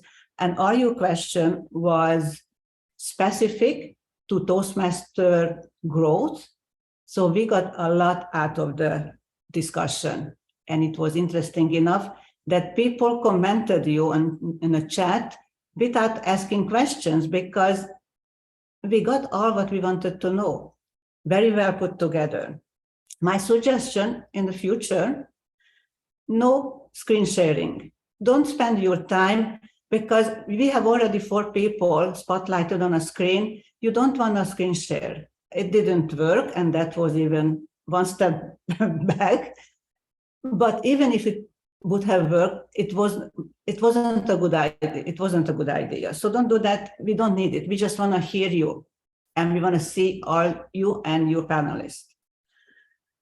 The other thing is you did run out of time, but unfortunately, I know from personal experience, it is easy to do, but you have to watch out. I would suggest set your own clock somewhere next to you or front of you, so you can be aware consistently of the timing, so you can you can start the last question before your time is over. But otherwise, you did triumph your presentation. Congratulations, and I'm looking forward to your next panel moderation. Thank you very much. Thank you, Mariana, for that very well done evaluation, because you just did a panel a couple of weeks back, and so now you are more experienced as to what the panel requires. We've done a couple of panel discussions in the Global Leadership Impact Summit, and I've done several more, but I'm still learning how to run panels. An effective panel is to meet all the panelists together beforehand and go through what is the requirement for this, and together, not separately. So it's always useful. I know there's time zones and all that create havoc on us, 10.5 hours difference between where Vitaly is and where Mrinal is, but together, to come together and as a panel beforehand and go through what it is that is what we are needing in this panel, as well as at the end, Mrinal, a summary, 2-minute summary, either from yourself or from each one of the panelists, would have been very useful at the same time, and which is very key actually to a panel, as to what was the panel about. Was there a summary at the end? Just like any other speech, the conclusion, There was a good conclusion, a 30-second one, but I would have wanted it a bit longer. So thank you very much for all that. Now, I have a couple of people who are going to be helping me with the reports. But before I go with that, I would want to ask our Toastmaster of the day, Aswathy Rajan. Do you want to have the polls for the speaker and for the evaluators coming up right now? I think we should, right? I've set up the polls. They are all ready. So while I'm doing this, you have access, Aswathy, to the polls. If you can launch the polls one at a time, go ahead and do that while I get the reports, because we are running out of time. So we'll do that. So go ahead with the speaker poll first, put it up, and then the evaluator poll. In the meantime, ladies and gentlemen, I have the pleasure of asking Ram Rakhanpal for his report as a timer. Okay. Mute myself. Okay, all right.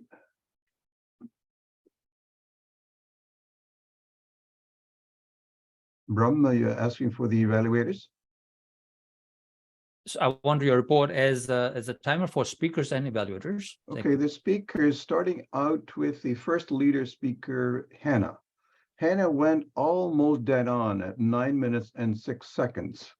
And Nikhita Winkler went on a little bit over time, even the first portion, which was 7 minutes. She went a little bit more at about 8 minutes and a few seconds.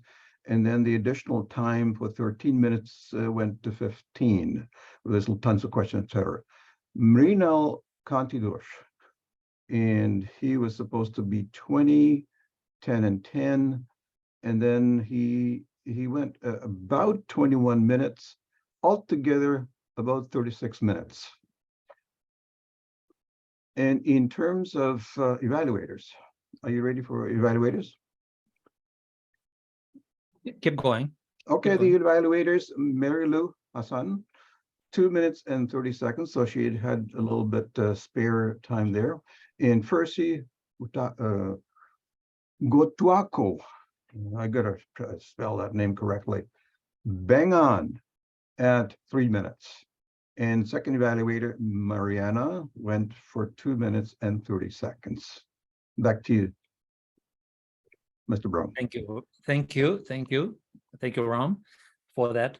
Now I will ask my very good friend and past district director and distinguished Toastmaster of District 114, Rosie Rana, for her grammarian report. Thank you, Mr. General Evaluator. What a wonderful meeting. What I liked particularly was how right from the start, we had lots of use of metaphors. The entire, use of geese and segueing into lessons as relating it and drawing a parallel with self-directed leadership was fantastic. And other metaphors included her use of Zoom hopper. Hannah followed suit by using chicken syndrome to refer to, faults in leadership. And then drawing a parallel between crisis and a fire brigade. I also liked how Percy then drew the parallel between dancing within time and how the importance of time. So lots of metaphors used.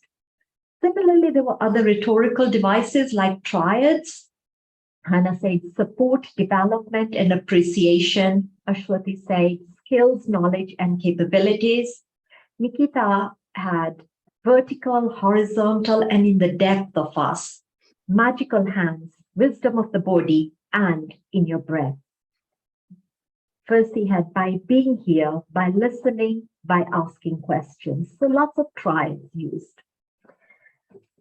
Certain sentences and phrases that were used that came across as powerful, and Nikhita had several. Animals of sensation, a repository of information, embodied leadership. I come as one. Well, no, those were quotes. I come as one, I stand as 10,000. Another quote which came from Mrinal was stay foolish, stay hungry. I thought those were beautiful. Areas that, and oh yeah, one more thing. Culture is the lens through which we see the world from Nikhita. That was beautiful. Areas that I think we can improve on, and I've tried to kind of put them in categories. The first is, and some of this is influenced by our cultures, the different cultures, is pronunciations. It's not develop, it's develop. There's a lot of missing of SH, and instead of the SH sound, it's the S sound.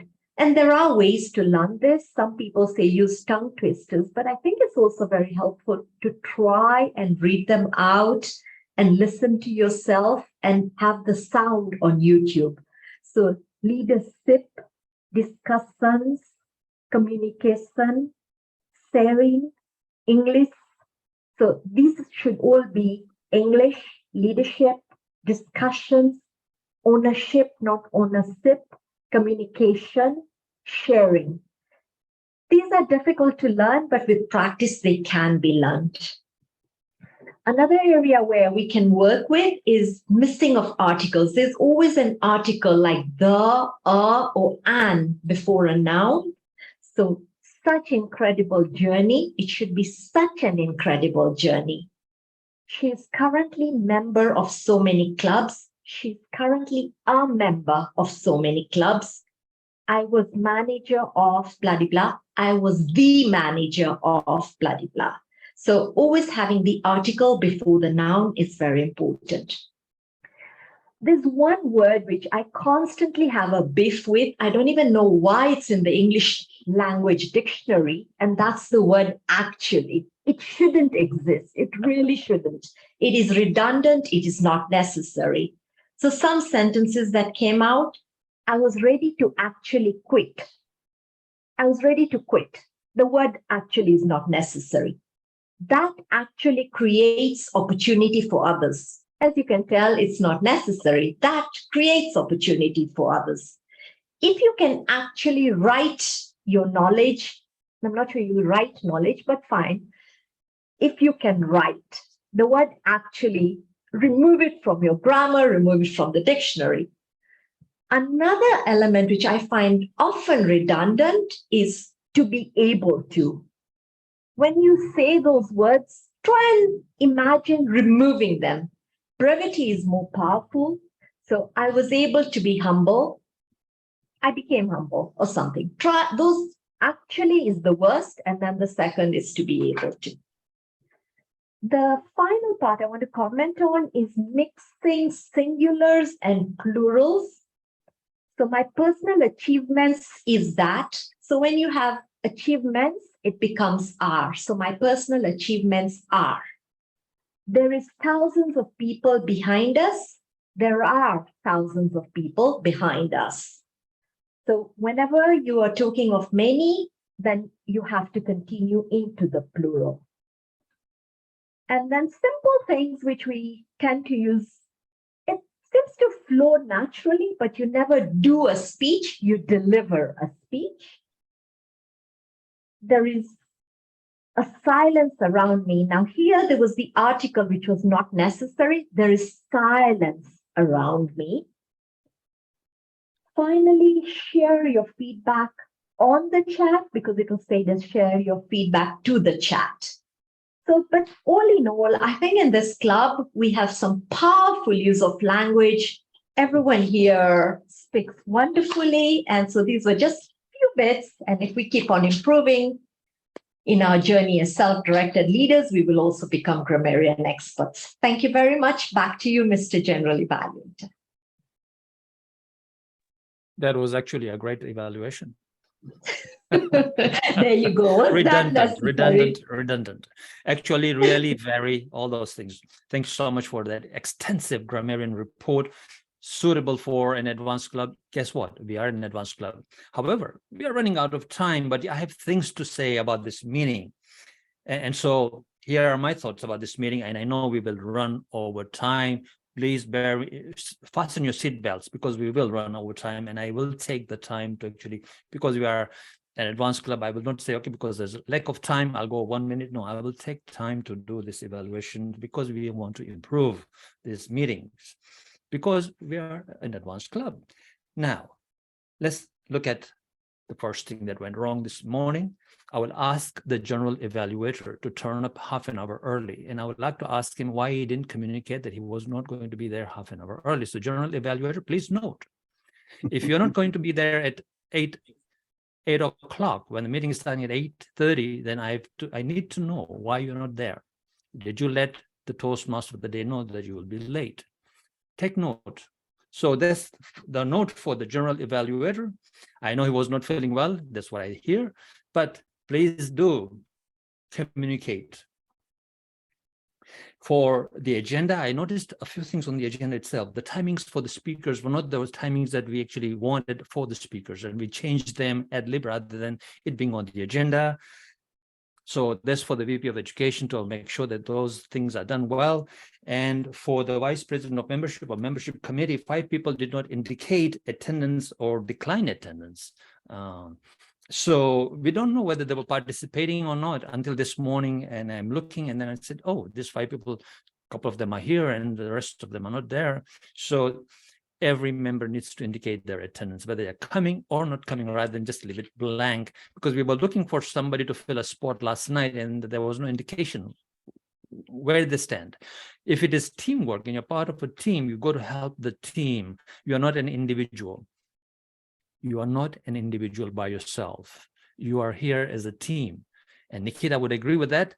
Go into your body, not up here. So that's great.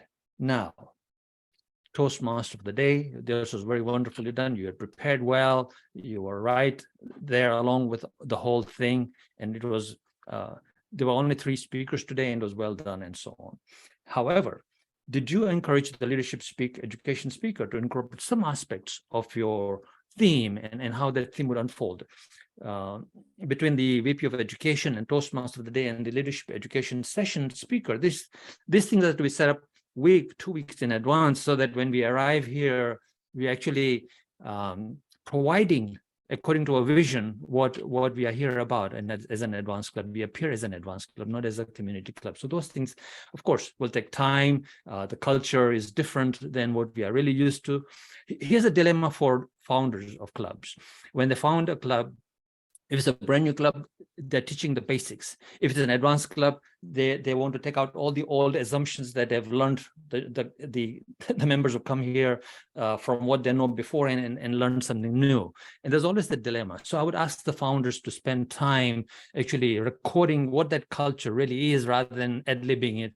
Write down the exact why did you create this club? So that's to the founders as well. Make sure that you write down why this club and what did you really want from an advanced club, and why that tagline of the service you're providing, the self-directed leaders. What did you mean by that? Experienced Toastmasters becoming better self-directed leaders. What did you really mean by that? And do the members understand that statement, simple as it may be? So founders, take note. That's it. And then I have done my evaluation today, so it was hard hitting for the founders and for the general evaluator, but also for the VP of Membership and VP of Education. Take note of all those things, because we are an advanced club. Thank you so much. I will now hand it over to the Toastmaster today to announce the close and to announce the winners of who was the better speaker and evaluator. Back to you, Toastmaster Aswathy Rajan. Thank you so much, the general evaluator, for that extensive report, and thanks to your great team. So now let me announce the results. The best speaker for today is none other than our panel moderator, Toastmaster Mrinal Kanti Ghosh. Congratulations, Toastmaster Mrinal. And the best evaluator is, of course, Toastmaster Farzi Gotuako. Congratulations to both of you. So now I will not take much time because of the time constraint. So let me just conclude my Ghosh story, saying that it stirred my perception and gave me an important lesson on leadership, that leadership doesn't have to necessarily only leading in the front, but it is more about empowering others. so that as a team all work together and towards a single goal. So be included as part of the team and listen to the team as we lead. So let's take up responsibilities and share tasks, become self-motivated and encourage others too to march ahead, and let us become self-directed leaders. Thank you. Thank you all. And over to you, the president of our club, distinguished Toastmaster, Braham Mimon. Thank you very much, ladies and gentlemen. It is way past time, and so we will adjourn the meeting. But however, what I like to do is for the guests